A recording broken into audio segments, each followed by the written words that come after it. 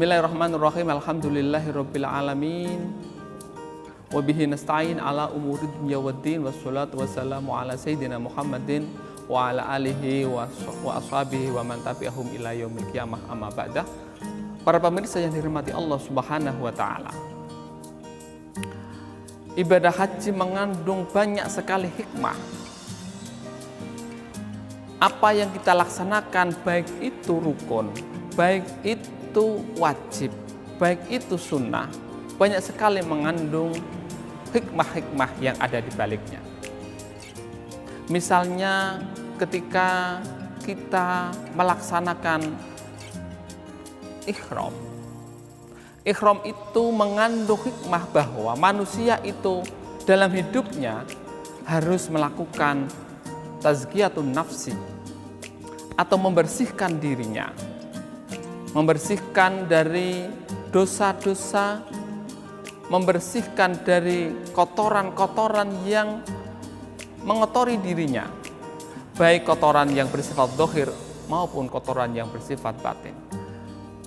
Kita tentu tidak akan bisa lepas dari namanya dosa, tapi bagaimana agar ada kesadaran bahwa Allah adalah zat yang al-ghafur, zat yang maha pengampun, sehingga kita berusaha untuk selalu menghapus dan meminta ampun kepada Allah Subhanahu wa taala atas dosa-dosa yang kita lakukan, dan itu dilambangkan dengan ihram, di mana orang yang ihram itu berpakaian serba putih untuk menunjukkan sebuah kesucian.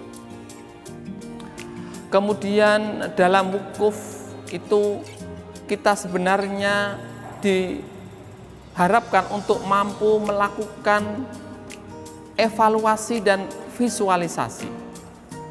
Evaluasi dan introspeksi akan semua yang telah kita lakukan di masa lalu. Karena di dalam wukuf itu kita bermunajat kepada Allah, berdoa kepada Allah, hanya ingat kepada Allah. Maka bagaimana ketika kita wukuf berdiam di Arafah itu, hikmahnya adalah kita mampu untuk melakukan evaluasi atas apa yang telah kita lakukan pada masa lalu dan berusaha melakukan visualisasi. Kita mempunyai tujuan yang jangka panjang untuk kedepannya kita menjadi apa, seharusnya menjadi insan kamil, manusia yang sempurna, manusia yang bermanfaat, manusia yang diridhoi oleh Allah Subhanahu wa taala. Kemudian misalnya melakukan lempar jumroh. Apa yang dilakukan lempar jumroh itu bisa diambil hikmahnya, yaitu bagaimana kita mampu untuk menghadapi tantangan yang ada pada diri kita selama kehidupan kita, harus kita hadapi dan harus tepat di dalam menghadapi tantangan dalam kehidupan kita. Jangan sampai kita ketika menghadapi tantangan itu kita tidak tahu siapa musuh kita.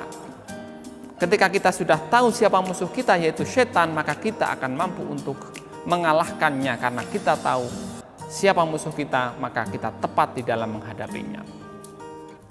Kemudian di dalam haji kita melaksanakan secara bersamaan seluruh umat Islam di dunia bersama-sama dalam satu waktu melaksanakan ibadah haji. Ini untuk menunjukkan adanya sinergi bersama, sinergi yang dilakukan oleh seluruh umat Islam, sinergi yang mampu melahirkan persatuan, sinergi yang mampu melahirkan kekuatan yang sangat besar di dalam kita menjadi khalifah fil ard, menjadi pemimpin di dunia. Ketika kita menjadi makhluk yang rahmatan lil alamin,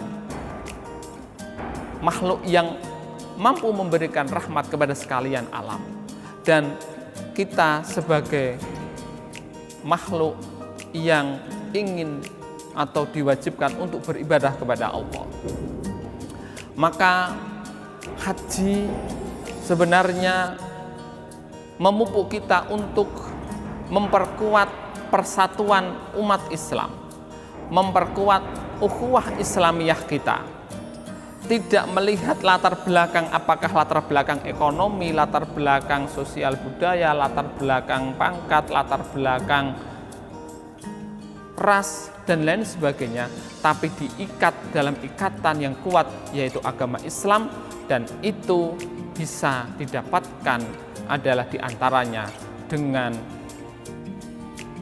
ibadah haji yang dilaksanakan. Maka kesimpulannya, semoga ibadah haji ini memperkuat ukhuwah Islamiyah kita, memperkuat persatuan Islam kita, sehingga umat Islam menjadi umat Islam yang kuat. Al-muslimu al-qawiyyu afdhalu minal muslimi ad-dhaif. Muslim yang kuat itu lebih utama daripada muslim yang lemah. Namun dalam ukhuwah Islamiyah kita juga harus menempatkan apakah ukhuwah watoniyah juga penting, ukhuwah basyariyah juga penting. Demikian yang bisa saya sampaikan, semoga bermanfaat. Kurang lebihnya saya mohon maaf. Wallahul muwaffiq ila aqwamit thoriq. Wassalamualaikum warahmatullahi wabarakatuh.